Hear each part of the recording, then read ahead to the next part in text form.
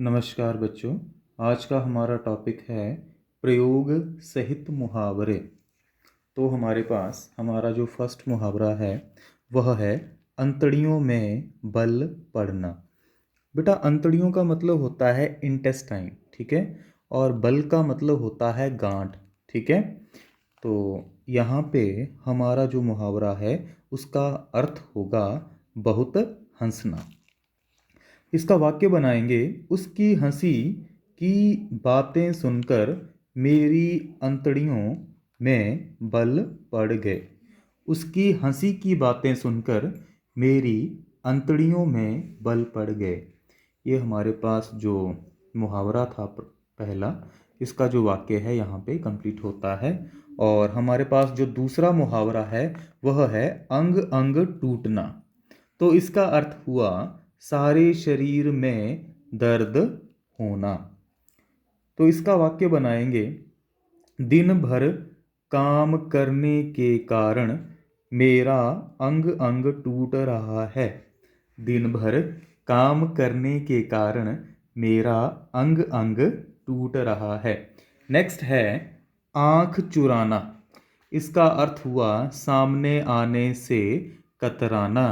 बेटा ये जो कतराना वर्ड है इसका जो अर्थ है, कतराना शब्द का अर्थ है किसी कार्य को करने से बचना या किसी से निगाह बचाकर, मतलब नज़र बचाकर, निगाह बचाकर चुपके से निकल जाना। तो इसका वाक्य बनाएंगे, जब से उसकी चोरी का पता चला है तब से वह सबसे आंख चुराकर निकल जाता है।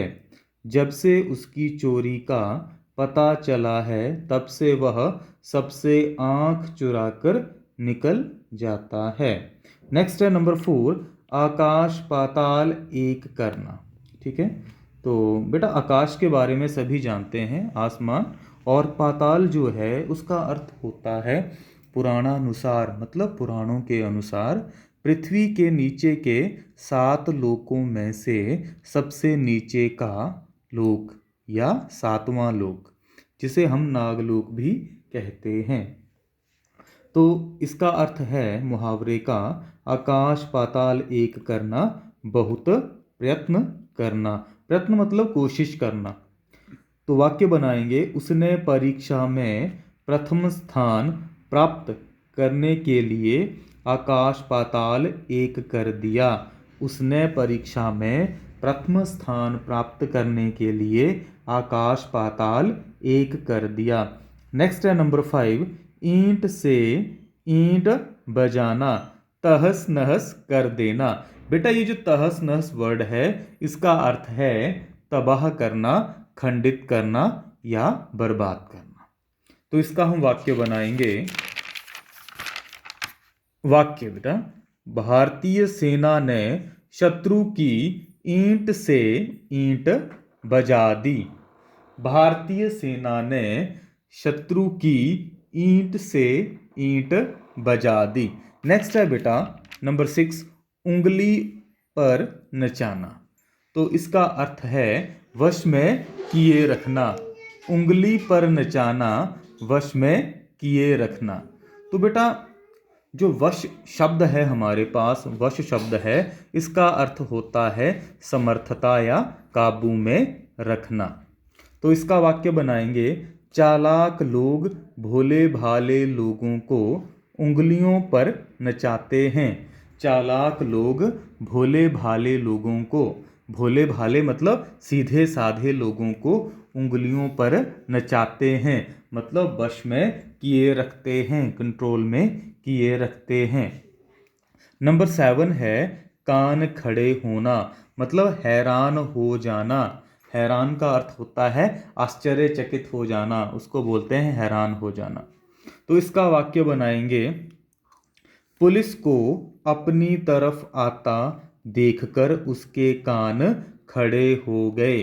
पुलिस को अपनी तरफ आता देखकर उसके कान खड़े हो गए।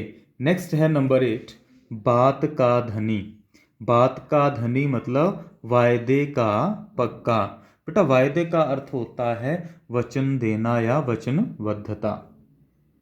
प्रॉमिस करना जिसको बोलते हैं। तो इसका वाक्य बनाएंगे, राम बात का धनी है, मतलब वायदे का पक्का है, इसलिए सब लोग उस पर विश्वास करते हैं। विश्वास मतलब भरोसा, ट्रस्ट। तो वाक्य बनाया हुआ है, राम बात का धनी है इसलिए सब लोग उस पर विश्वास करते हैं। नंबर 9 है, घाट घाट का पानी पीना। बेटा घाट का अर्थ होता है नदी झील आदि का वह किनारा जहाँ पानी में उतरने के लिए सीढ़ियाँ बनी होती हैं और जहाँ पर लोग जो हैं पानी भरते हैं या नहाते हैं और नावों पर चढ़ते उतरते हैं, उसको घाट बोलते हैं बेटा। तो इसका अर्थ है जगह जगह का अनुभव होना। अनुभव का मतलब होता है अनुभूति होना, ज्ञान होना। अनुभव मतलब ज्ञान होना, ठीक है। तो इसका वाक्य बनाएंगे, तुम उसे धोखा नहीं दे सकते, उसने घाट घाट का पानी पिया हुआ है। तुम उसे धोखा नहीं दे सकते, उसने घाट घाट का पानी पिया हुआ है, मतलब उसे जगह जगह का अनुभव है। नेक्स्ट है ठन ठन गोपाल। इसका मतलब हो गया धन से बिल्कुल खाली, मतलब कंगाल। तो इसका वाक्य बनाएंगे, दिनेश से पैसे की आशा ना रखो, वह तो स्वयं ठन ठन गोपाल है। दिनेश से पैसे की आशा ना रखो, वह तो स्वयं ठन ठन गोपाल है।